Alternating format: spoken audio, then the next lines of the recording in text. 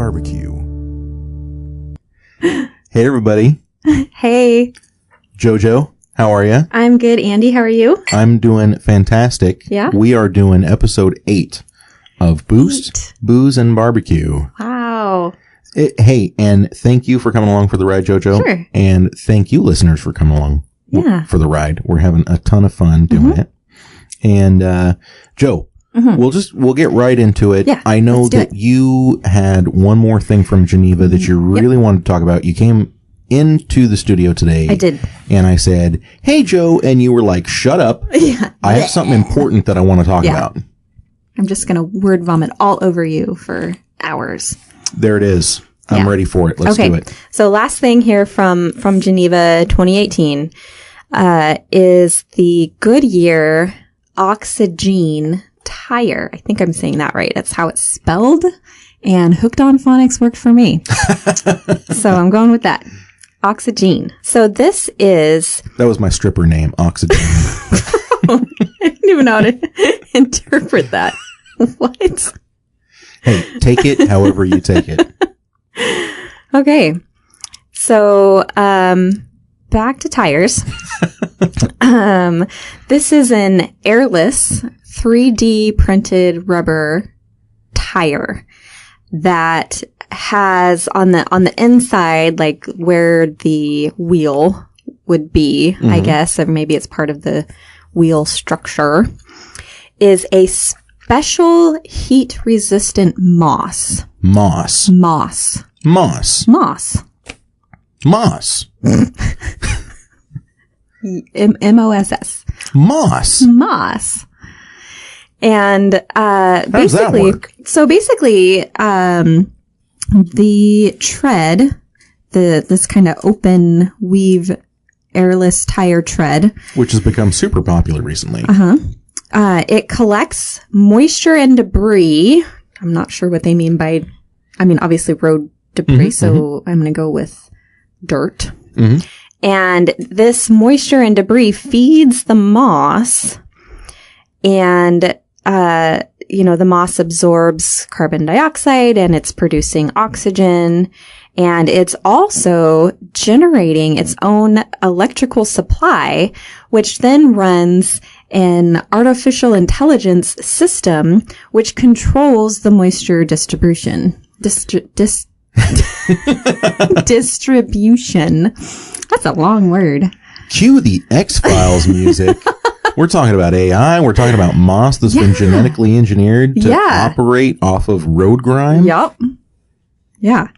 So, does the article talk about what a possible release date is for this? Oh no, this is purely concept. Yeah, 4077. Yeah, this is it may or may not ever make it into production. So it's just purely conceptual. I love stuff like this though, because it's like when our alien overlords come down and they see these articles, they're just going to be like, what in the... Who thought... This is completely impossible. Like, who even thought this was a thing? Yeah. Yeah. I've traveled 1,000,000 light years to be here. Right. Just to tell you, no. Right. This is not a thing. So, anyway, so it's interesting. There's a lot of... it's super interesting. I love the thought experiments with stuff like this, you know? And I love that even though they start out as thought experiments, you know, how often do we see this stuff actually make it into production? It's really amazing. Yeah. You know, Star Trek is a perfect example of that. I'm not a Trekkie, but I remember when I was a kid watching episodes like Star Trek Enterprise, and they had little handheld thingies that they were working on, and that was supposed to be like super futuristic. Oh, absolutely. You know, little, we were going to tablet basically. Exactly. Yeah. Exactly. Yeah. A tablet basically that they're working on. This is in the year. I have no idea what year. 1992. Well, no, but like what it's set what in. Star year? Yeah, I don't know. Yeah, Star date. That's the 6257983B CPO. Yeah. Oh, you just crossed the line. You just threw a little Star Wars into your Star Trek. Oh, did I? Yeah. Oh, with the 3 CPO. Did I say 3 C? Yes, you did. Oh. I totally caught it because I am a big Star Wars fan. And I did also spend a few of my formative years watching Star Trek Next Generation. So. Oh, it's so nerdy. Yeah, it is really nerdy. But hey, listen, coming back around, you know, that was sci-fi. Yes. And now here we are. We're both using tablets. Yeah, it's right in front of me. Yeah, set up in front of us. Yep. And it's amazing how, you know, these concepts, they're just a concept until somebody does it. Right. And then it becomes reality. Yeah. You know, the Bose electromagnetic suspension is not any different from that. The electromagnetic suspension, as a matter of fact, a few episodes ago, we were talking about how racing technology impacts pedestrian car technology. Yeah. The electromagnetic dampeners that we're seeing on vehicles now, that is straight out of Formula One. Yeah. Straight and not like Formula One last year, but 90s Formula One. You know, somebody thought it up and they built it and it worked, and eventually it found its way onto passenger cars. Yeah. And it's incredible the way that operates. Right. Now, I don't know that any of the F1 teams out there would be interested in a moss growing tire. But it'd be cooler if they did. Be cooler if they did. Yeah, so yeah, that was basically my last little tidbit of what coming out of Geneva. So, why don't we? I love it. Yeah, I think we should. Cool looking. You know what, Joe? Next weekend, or excuse me, this weekend. I say next because it's the next one coming up. Yeah, is St. Patty's Day. Yes. I think we should keep the green theme rolling. What do you think? Okay. Yeah, let's do it. Now that we're finally into 2018. Yeah. You know what we're going to see this year? What? The AMG GTR. Yeah. And you know what I'm super excited about with the AMG GTR? What? It is that green color that they have. Do you know what I'm talking about? Yes. Let me pull it up on the monitor here real quick so we can just get the full view. Oh, it's glorious. I love that. It is called the Green Hell Magno. Whoa. Yeah. Wow. And of course, when I read it at first, I did read Green Hell Mango, and I thought, what does that mean? I don't know. Oh, Magno. Okay. Magno. I still don't know what... I still know what Magno is. No, it still doesn't make any sense. No. At least it makes slightly more sense than mango. Yeah. Because now I'm picturing rotten fruit. Yeah, exactly. Oh, green mangoes are the worst. Actually, so hey, you know what? Maybe it does make sense. Green hell mango. Hell is you get to eat mangoes the rest of eternity, but they're all green. They're all green. Oh, that would be the worst. Yeah. Yeah, the worst. The worst. The worst thing I could ever think of is eating green mangoes for all eternity. Yeah, well, you know. I'm not very inventive, okay? Look at the back end on this thing, though. Oh, that's nice. I just want to pat it. Mm-hmm. Bing, bing. Give it a little smack. I hate to say this, but I think the backup sensors actually ruin it a little bit. Well, yeah. I mean, you could say that with anything with backup sensors. They're aesthetically functional. Pleasing. They're not. Yeah. Aren't we at a point now? We're in 2018. I'm going to go ahead and tell myself that those are actually little ports that open, and the little machine gun muzzles come out like in a James Bond movie. Whoa, calm down, Spy Hunter. Yeah, and they go pop, pop, pop, pop, pop, pop. Yeah, squirting some used oil out of it. Yes, maybe a little fire shoots out as you're being chased by, whichever evil happens to be. I'm thinking that we're figuring out what the Stiletto's car needs. Ooh. Yeah. Yeah. So what would the Stiletto's car look like? I'm assuming it would be like a big shoe with wheels. That sounds hideous. I think just talking about it, I think that'd be hilarious. But actually being the Stiletto, I can tell that you're like, no. I'm offended. So I'm thinking that maybe it's a car shaped like the heel of a shoe in a way. And like maybe this is the cabin up here, and you've got like open wheel here, and maybe it's a 3-wheel. So you got a wheel here, and then this back here, this is where like your fire shoots out here.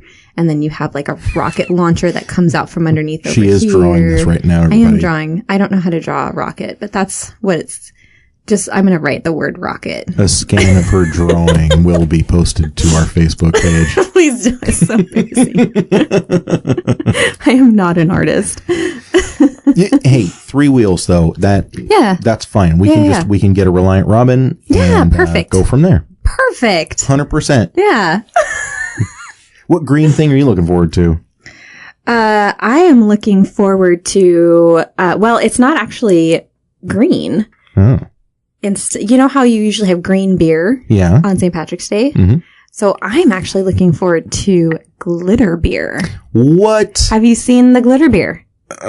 Yes. I think it's pretty fun. Really? I think it's more fun than green beer. Oh, yeah. Well, nothing's worse than green beer because it's just PBR with food coloring in it. Yeah. Gross. But glitter beer. So this is just edible glitter that you would use probably usually in baking. I can see like frosting cupcakes or something, and you sprinkle a little edible glitter on the top. It's a little bit swirly. It's a little bit funky. Yeah. You got the little glittery pieces in there. That does fun. Look fun. Yeah, it is fun. I'm hoping that it doesn't add any flavor. See, I'm not even sure what the edible glitter is. It doesn't. I don't think it has a taste, a flavor to it. Listen, if it doesn't have a flavor to it, then you know what? Yeah, it's just for looks. More power to you. I don't really have any qualms. Look how pretty that is. Ooh, shiny. Yeah, that's fun looking. Look at that. Yeah. No, wait, what does it say underneath? It says they don't want the sparkly beer to just appeal to women. It's for everyone to enjoy. Why would... and here, it's because we're in March. Isn't this like International Women's Month or something? Oh, it is. I'm married to a feminist. I think International Women's Day was... It was a few days ago. Mm-hmm, yeah. I want to say. Yeah. Just a few days ago. Yeah. A week and a few days days ago. Yeah. So, did you do anything fun for International Women's Day? I didn't. I actually didn't know that it was International Women's Day. You went on about your business and you worked. I did, and you know, I think that's the best way to celebrate. You know how I found out that it was? I was at work, and we were had to go to the local community college for an outreach event. And there happened to be a big sign in like the common area of the community college right next to where we were setting up our stuff. And there it was, International Women's Day. And I looked at the date and I was like, oh, wait, that's today. Look at that. I all of a sudden feel special. Yeah, gosh, I don't think that we really talked about it at all. No. Yeah, my wife and I surprising. Yeah, it is surprising. Fortunately, she didn't, do a Deadpool on me for Women's Day. People who've seen the movie will get that. But, I forgot completely about that. Well, here we go. Thanks, Daily Mail, for reminding me that sparkly beer was intended to be advertised towards women. I think it's funny how like I'm all excited about it and you're not. And then the next thing. I think it's fine. But then the next thing I see is, we don't want it to just appeal to women. It's for everyone. And here I'm trying to convince you that sparkly beer is fun. And I'm sitting here going, wait, it was just for women? Let's be real. Okay, St. Patty's Day. Yeah. Which, if we really boil it down, it's super racist, but it's racist towards the Irish, and we're okay with that. Oh, snap. My wife... It's okay, I'm Scottish. My wife, full-blood Irish. Yeah. But I will say, I think it's interesting that green beer has somehow been associated with Ireland because... I know, Yeah, green beer, that's Could you imagine trying to put green food coloring in a pint of Guinness? Absolutely not. That would not work out at all. No, absolutely not.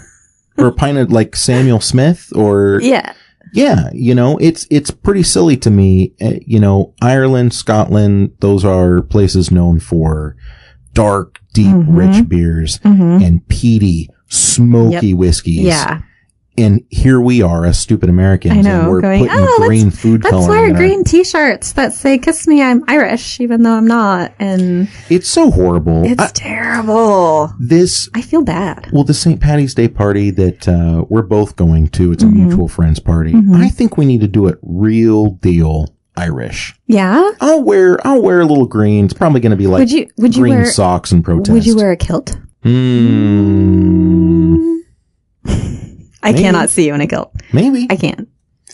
Well, now that you say you can't see me in it, no. now I'm going to have to do it. They're so handy. They've got that pouch in the front. It's like a tool belt. It's like a fanny pack. Listen, it's a fanny pack, but it's leather, so it's cool. Yeah. And speaking of cool, if you wear a kilt on any day that's not like either a reenactment day or my entire family's Irish and we're having a funeral day or St. Patty's Day, if you're just like wearing a kilt out and about, I instantly think you're a douchebag. Oh, yeah. It's the same way with the full length leather dusters. Yes. Oh my gosh. And if you're wearing one of those during the summertime. Oh, wow. Oh boy.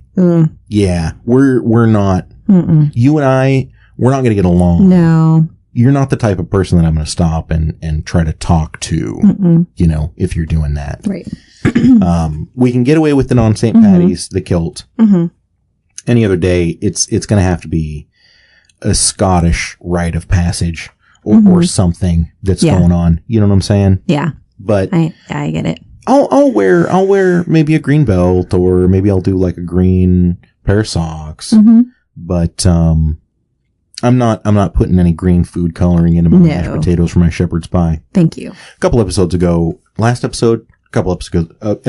were talking about, doing a shepherd's pie on the smoker.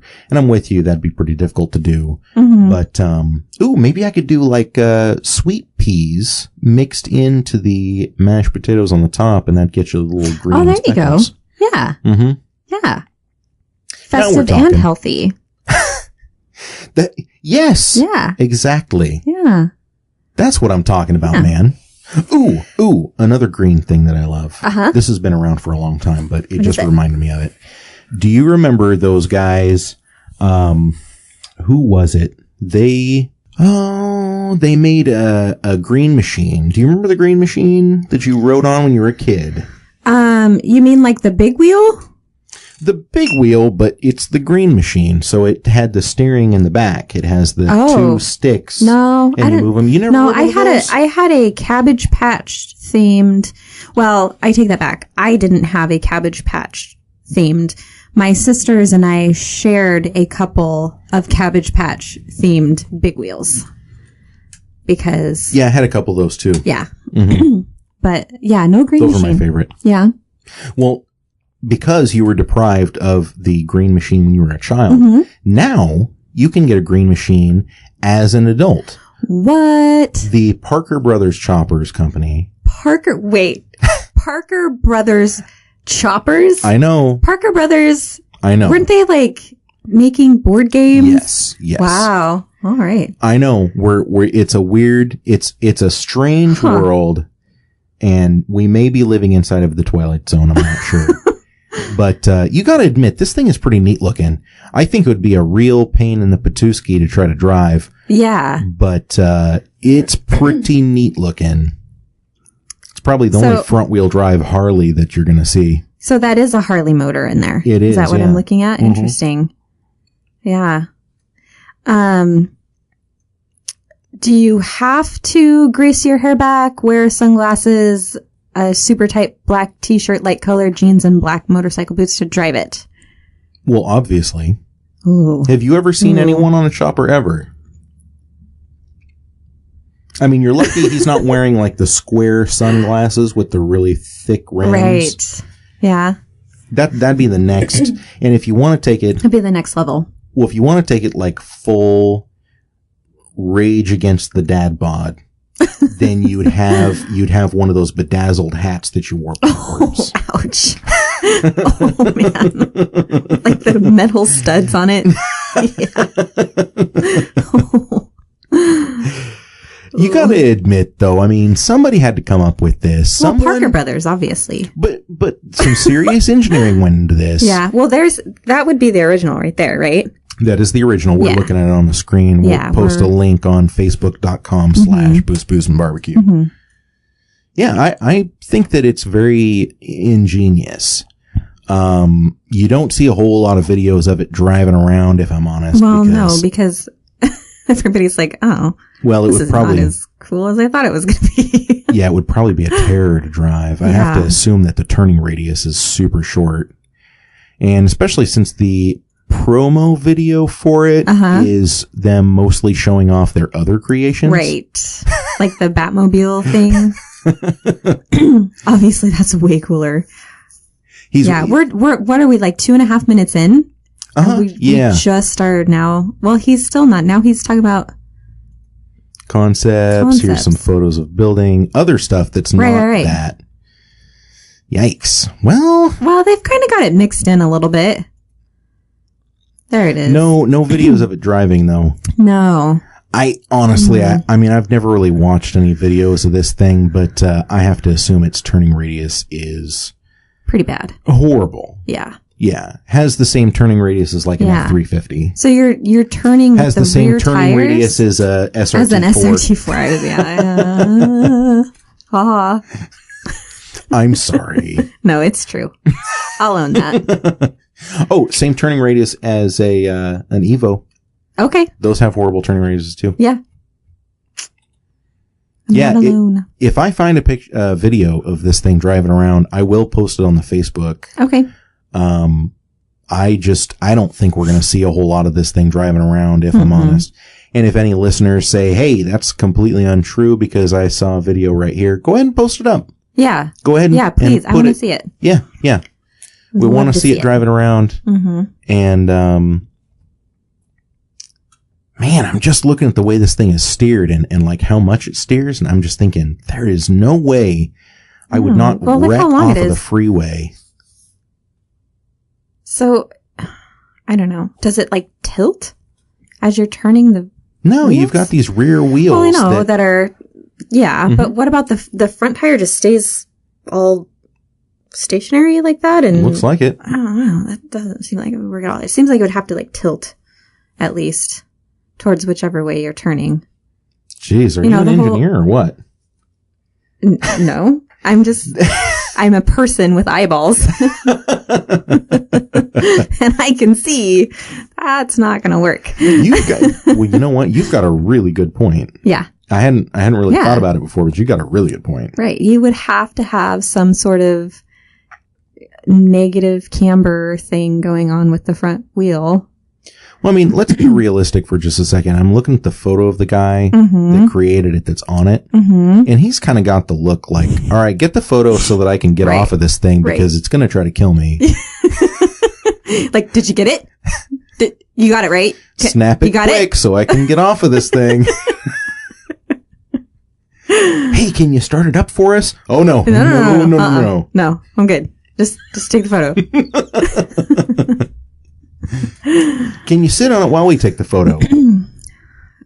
For a minute, for a hot minute. Well, if you could just get up on there for a second, and we're gonna snap some photos. He looks like he's like really gingerly has lowered himself down into the seats, and it's like just very gently wrapped his fingers around the steering controls, but not really holding onto them. It's like he's trying to suspend himself out of with nothing but his willpower. Gently. Slowly. This is ridiculous. So, all right, something less ridiculous. Yes. I apologize. Yeah, let's. So we do actually have a few emails from our listeners, and some of them were quite obscene. I did answer them, and I answered a few with photos. Oh. You are welcome. Oh, my God. But here's one for the both of us that I thought was pretty interesting. Okay. And It comes to us from a listener, and they asked, what is our favorite foods of all time? Because I talk a lot about ribs. Yeah. You know, I mean, like, right now, I won't lie, it's my Saturday tradition. I throw a rack of ribs on the smoker. That's just what I do. I can't help it. And it's something that ribs just, they speak to me. I don't know if I want to say that they're my all-time favorite food. Yeah. But man, they're up there. Oh yeah. Absolutely. I don't know. Food for me is so associated with memories, good, bad. I'm a very emotional eater, as you can tell from my stomach. But I was trying to think, what is my absolute favorite food? Yeah. And getting back to the Irish, Northern European type of whatever, because you know that I'm half Swiss, right? Yes. I'm half Swiss and then I'm half Ozark. And so my cooking background is very bizarre, but one of my favorite things to cook is fried pork chops and cabbage. Red cabbage. Oh, okay. And I don't know, man, there's just something so that is the ultimate comfort food for me. A lot of people talk about mac and cheese. A lot of people talk about tacos, and don't get me wrong. I mean, I have days where I need tacos. Right. You know, yeah. You come home and you're like, what are we going to eat? I don't know. I had a really rough day. I'm thinking tacos. And so I go that direction a lot of times. But like, if I'm making one of the first meals I cooked for my wife was fried pork chops and red cabbage. And I don't know why. It's one of those things that when I cook it, I love it. And when I cook it, it conveys a lot of my love for others. And so if you ever are coming over to my house and I've got pork chops and red cabbage going, that means that I am trying to show you that you are one of the most special people in my life to me. And I think that's the very definition of a favorite food or a comfort food. Yeah, you know? Absolutely. I would definitely agree with that, because for me, it would be really hard for me to nail down a favorite food of all time, because for me, it's all about what I'm in the mood for. Oh, yeah. And that has a lot to do with, you know, what's going on in my life today.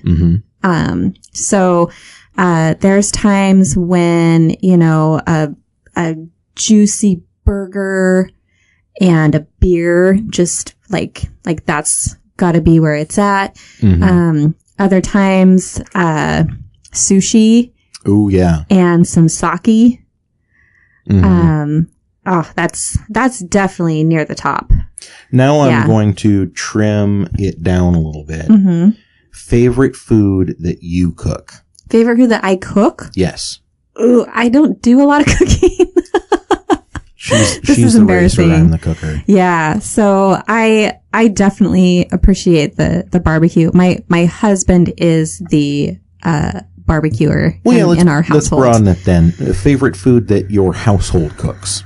So favorite thing that I would make at home would be like just a really solid, like a Belgian waffle. Oh, yes. That's just like really like crispy around the edges, you know, and then just really kind of, I don't want to say fluffy. I feel that's more of a pancake thing, but you know what I mean. Well, it can be fluffy because you whip the egg whites and you've got just the right ratio of like butter and milk. Yeah. And actually, it's a funny thing with waffles, and I know that you do this because we've talked about it before, but for the listeners at home, just a little bit of water, rather than making all of your liquid just eggs and milk, some water really helps to crisp the outside of that Belgian waffle. Yeah. And then from there, it's all about toppings.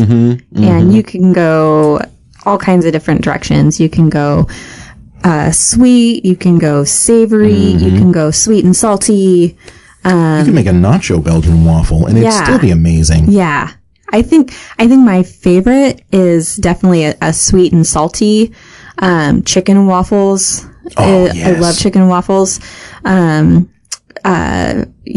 Just even doing just like butter and syrup and then like dicing up the bacon and sprinkling that over it, like a little sweet and salty waffle pizza thing going on. Yes. Yeah. 100%. Yum. I love that. I've done Belgian waffles before where I did sharp cheddar and diced ham inside the Belgian waffle. Oh, so incredible. Yeah.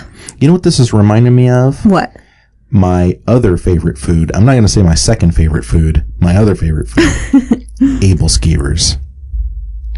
And Are those little round pancake ball thingies? Yeah. Because that's exactly the same for me as the pork chops and red cabbage. Like if I'm making you able skewers, boy, you are high up on my list because those able skewers, that takes time. Yeah. And it's a very specific recipe and it's a very specific pan, which my grandparents brought over from Switzerland when they were trying to escape World War II. Yeah. And I still have it. I still have that pan. And I have an aluminum nonstick one too, but I never seem to use that one. I always use my cast iron one instead. You know what I haven't done yet is I haven't made able skewers over an open fire. Oh. I think that's a bucket list item. Okay. I have to do that now. Yeah. And Joe's giving me this look like you're going to do that and you're going to invite me over. I will be here for that. Yeah. Oh, the waffle. Yeah. My wife is 100% on board with what you're talking about because that's like if she had a bad day before, I pretty much just know the next morning before she gets up, just go ahead and start the waffles.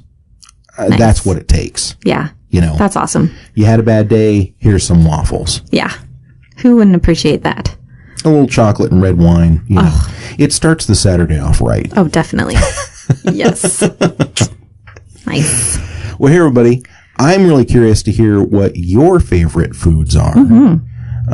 Go ahead and shoot them to us in either email or comment on the Facebook page, facebook.com/boostboozandbarbecue, and let us hear it. Throw up some photos, throw up some videos. Let us see what y'all are cooking because I'm super curious. And we'll get a few photos up of what we've got going on the grill as well. I'll tell you what, Jojo. This has been really eye-opening. A really eye-opening episode. Yeah. You know? Yeah. Lots of food for thought. Yeah. Lots of knowledge for life. Yep. But I think it's time to bring it to an end. I really appreciate you coming. I really appreciate everybody listening in. Thank you for listening. And thank you, of course, for telling a friend. And just thank you for doing you. Thank you for, bookmarking us on Amazon and clicking through. And you doing that allows us to keep doing what it is we're doing. And we thank you and we rely on you. Really appreciate it. Absolutely. Genuinely appreciate it. So, hey, this is Andy. And Jojo. And this has been Boost, Booze, and Barbecue. Have a great St. Patty's Day, everybody.